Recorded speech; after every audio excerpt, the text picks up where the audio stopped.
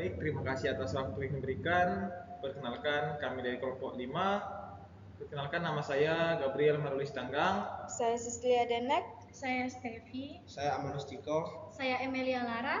Kami akan membahas mengenai rancangan acak lengkap atau yang biasa disebut RAL faktorial.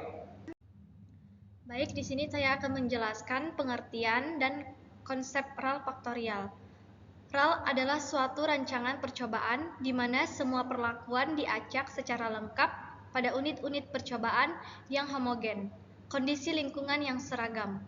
Ciri utama RAL adalah setiap perlakuan memiliki peluang yang sama untuk diterapkan pada setiap unit percobaan. Tidak ada pengelompokan atau pemblokan dalam unit percobaan. Cocok untuk kondisi di mana unit percobaan benar-benar seragam dan tidak ada sumber keragaman lain yang perlu dikontrol. Contoh, percobaan untuk menguji pengaruh jenis pupuk, kandungan mineral, tanah terhadap pertumbuhan padi, dengan semua kombinasi perlakuan diacak pada petak lahan yang seragam. Lanjut ke pemahaman hipotesis dalam RAL. Jadi hipotesis dalam RAL itu dibagi berdasarkan pengaruh yang diuji.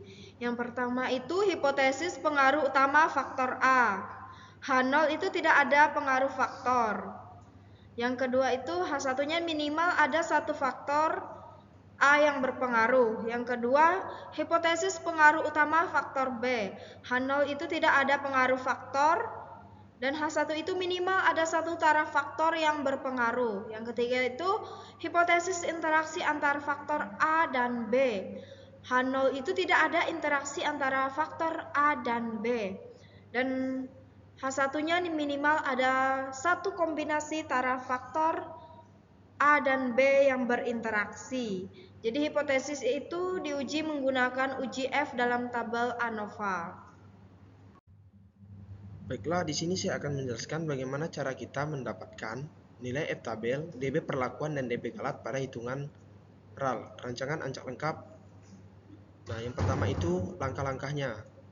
Yang pertama kita tentukan derajat bebas DB. DB perlakuan AB kurang 1 untuk pengaruh utama atau interaksinya. Yang kedua itu DB galat AB R kurang 1 dengan R jumlah ulangannya. Nah, yang kedua itu kita tentukan taraf nyatanya. Misalnya v-value-nya adalah 0,05 atau 0,01. Selanjutnya kita cari nih nilai F tabelnya. Gunakan tabel distribusi F dengan yang pertama itu pembilang DB perlakuan. Misal DB perlakuannya itu adalah DBA sama dengan A kurang 1. Misalnya penyebutnya itu DB galat. Nah, misal contohnya gini. Jika DBA sama dengan 2, DB galat sama dengan 24, dan v-value-nya 0,05, maka F tabelnya adalah 0,05,2,24. Jadi seperti itu. Baiklah, saya akan menjelaskan pemahaman mengenai menghitung sidik ragam pada kasus RAL faktorial, yang dimana dalam menghitung jumlah kuadrat ada beberapa faktor rumus yang akan diperhatikan. Yang pertama itu faktor koreksi, JKT jumlah kuadrat total, JKP jumlah kuadrat perlakuan, JKA yang merupakan faktor A, JKB yang merupakan faktor B, dan JKAB yang merupakan interaksi dari faktor A dan faktor B, dan yang terakhir adalah JKG galat, yang dimana faktor koreksi didapatkan dari rumus Y kuadrat dengan notasi titik dibagi A dikali B dikali R, yang dimana A merupakan faktor A dan B adalah faktor B dan R adalah ulangan, yang kemudian adalah JKT jumlah kuadrat total dengan rumus 3 kali pengulangan sigma nilai Y kuadrat dari notasi I, notasi J, dan notasi K dikurang FK, dan JKP adalah jumlah kuadrat perlakuan yang dirumuskan dengan rumus sigma Y kuadrat dengan notasi I, notasi J dibagi R dikurang faktor koreksi. Untuk JKA yang merupakan nilai faktor A dengan rumus sigma Y kuadrat dengan notasi I dikurang B dikali R dikurang FK. Untuk JKB ataupun faktor B dirumuskan dengan rumus sigma Y kuadrat dengan notasi J dibagi A dikali R dikurangi faktor koreksi. Dan untuk jumlah kuadrat interaksi dari A dan B adalah JKP dikurang JKA dikurang JKB. Dan untuk JK galat adalah JKT dikurang JKP.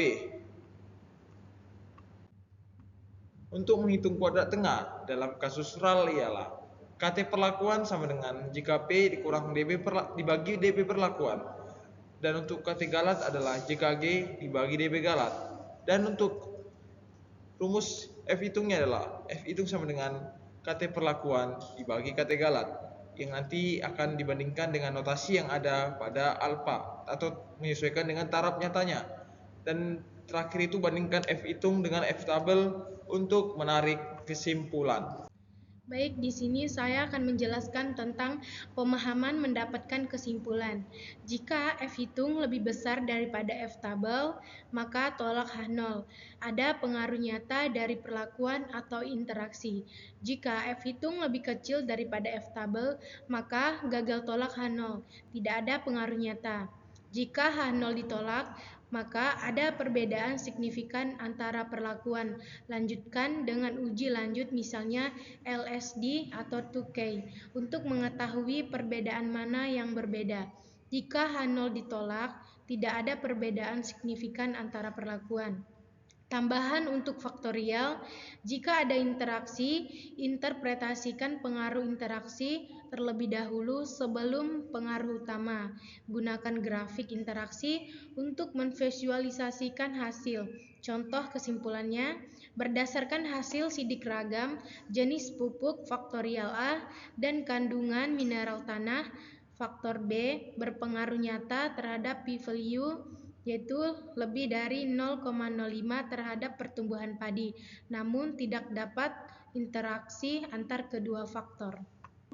Baiklah, sekian hasil pemaparan presentasi tugas rancangan acak lengkap dari kelompok 5. Kurang lebihnya kami mohon maaf atas waktu yang diberikan. Kami ucapkan terima kasih.